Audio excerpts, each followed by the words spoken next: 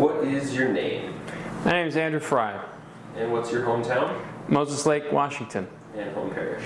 Well, I went to college at Washington State, where I came to know the faith a little bit better. So, St. Thomas More Student Center in Pullman. Great. And what seminary do you currently attend? St. Francis de Sales in Milwaukee, Wisconsin. What is your favorite hobby? I'm a huge Mariners baseball fan, so I love watching baseball. But also, my whole life, especially in the last few years, 4 or 5 years, got into golf. Worked at a golf course over the summers, at the tail end of high school and through college.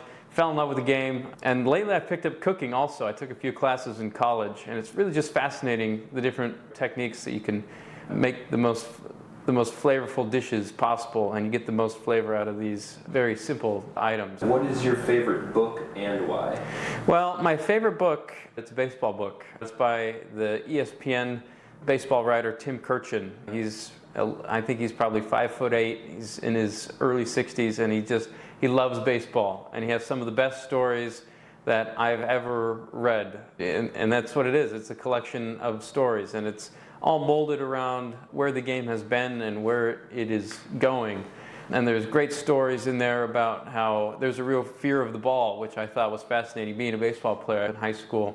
It's something that nobody ever talked about, which he says in the book. But when you have a small object hurtling towards you in the major leagues at 95 plus miles per hour, there's a real fear there. So that's something that he highlighted that really stuck with me. But it's an awesome book. I'm fascinated by Sacrifice Flies. That's the name. What is your favorite film and why?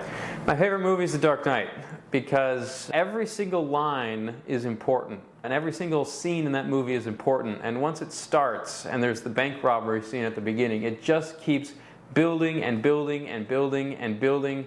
And you think that there's this interrogation scene about 2/3 the way through the movie where Batman meets the Joker face to face, I think for the first time.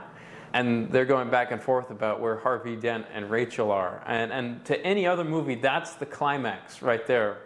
But not The Dark Knight. It just keeps going, and it just keeps getting more and more intense. And just all these layers in the movie that there's always something new to pick up there. I mean, whenever I go back and watch it, I always find something that I missed the first time that just sets up the story in the end. It's a fantastic movie. The best superhero movie, of course. How about your favorite music artist and why?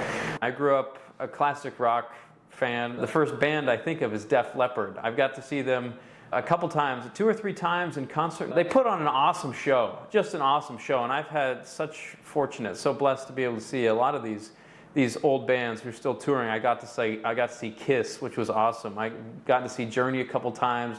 I got to see Toto, which was really cool. Motley Crue was awesome. Poison, really great show.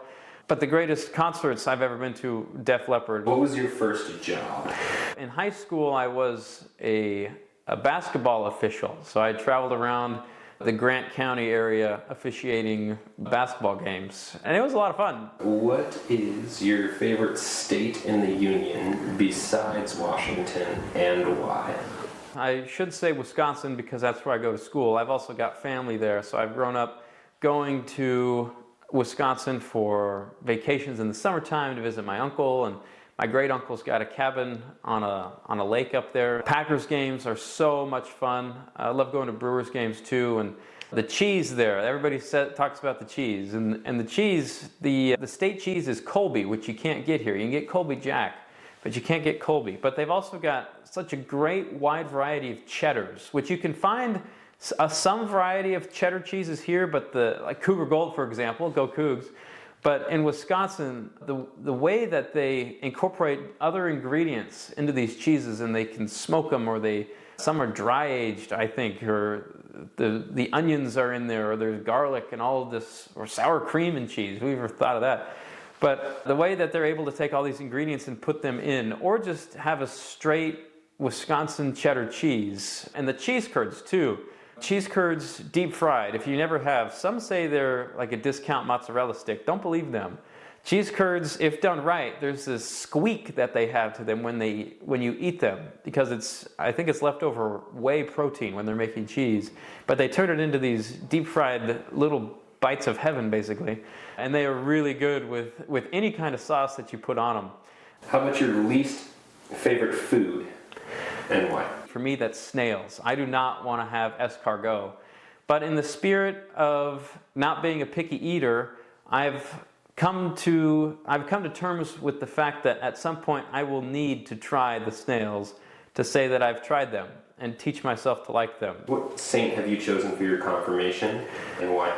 So back in high school, I was confirmed, and I didn't really look too much into the saints. I didn't really understand at that time the significance of it. Providentially, I chose St. Andrew. First of all, that's because of my name, and it'd be easy to remember when the bishop asked me what my name was.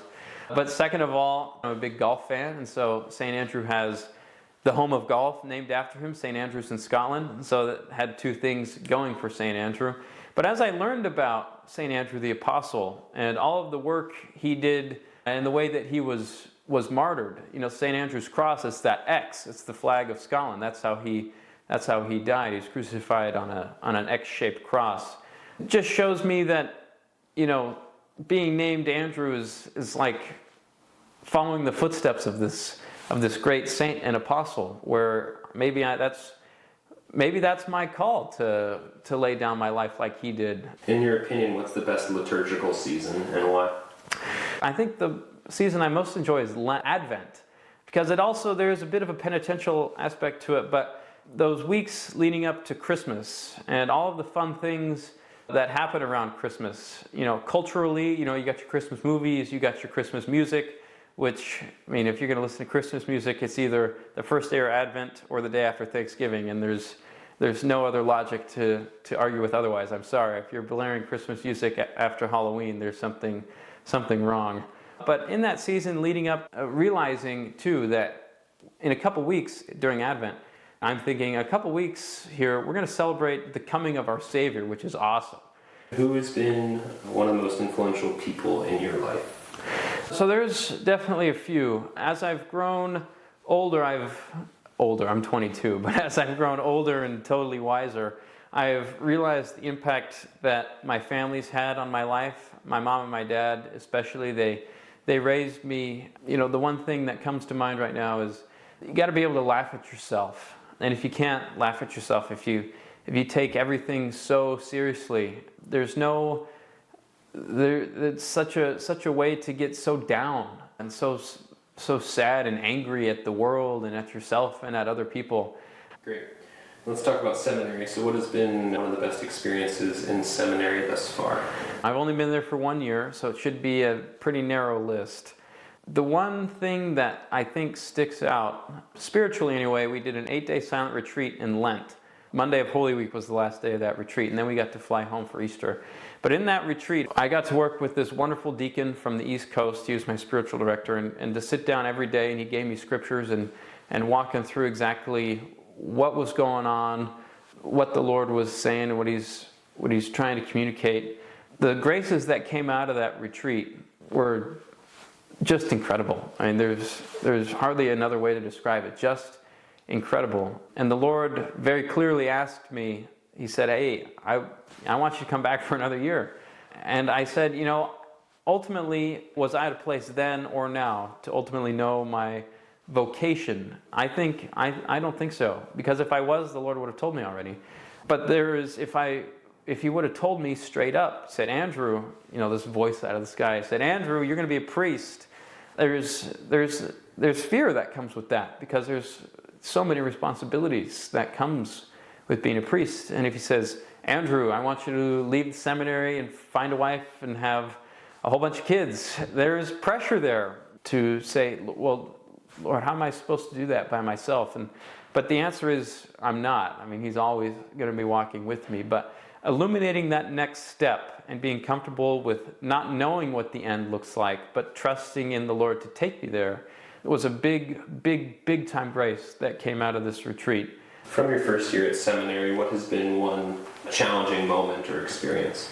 So the most challenging part of the propedeutic year, which is all I've done so far, we had 15 guys from across the country who I had never met any of these people before. You're going to throw them all into one house for the year with no phones, no technology, really no noise to distract us from one another.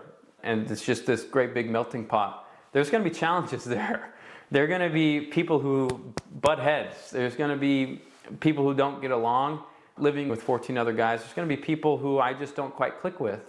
And that was the case. You know, there were some guys who some days it was challenging to be around sometimes. I know that's putting it bluntly, but living with new people who have totally different life experiences than I do, who are into different hobbies and I might not have much common ground with other than being Catholic and in the seminary, of course. But all of these differences can be challenging to wake up every day all hunky-dory and be overjoyed to see everybody in my class. And that was a challenge all year. But by the grace of God, we got through it. Nobody got into fights. And one thing I could say about all 14 other of these men is that they're really amazing. And we didn't have one person discern out throughout the entire year. Everybody stayed. And at the end, there were 2 guys who made good discernments and left. But during the year, we were all in it together. Great answer. So 2 more questions. Now that you finished the Propedeutic year, you're going to be heading into a more formal seminary in the fall. What are you looking forward to in that?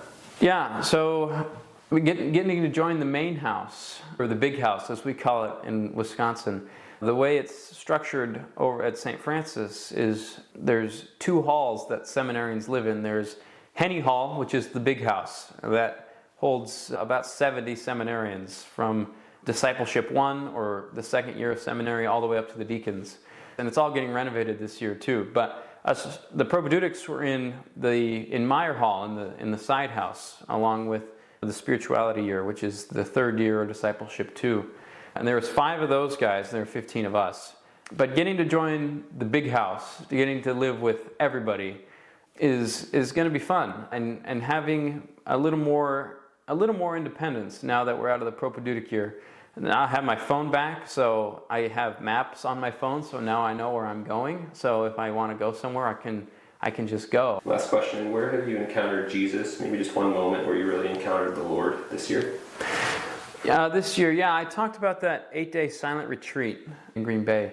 One of the graces that I hadn't mentioned was this great image. We were encouraged to use imaginative prayer, the St. Ignatius model. And I was praying with the crucifixion because it was Lent, and I think it might have been a Friday. So praying with the sorrowful mysteries of the Rosary. And there's this great image that the Holy Spirit gave me of me walking up to Jesus on the cross and me being there with the Lord and Him looking at me and saying, I do this again. You know, I did this for you and I do it again. And being able to be there with Him in his pain and His suffering, but also his deep love. I thought back to this song I heard in college, how the nails were driven into His hands and He gripped them with joy. I mean, how is that even possible? That's such a paradox. That doesn't click logically, but He did, because He did it for us and He did it to me, and He reassured me of that over the retreat. It was awesome.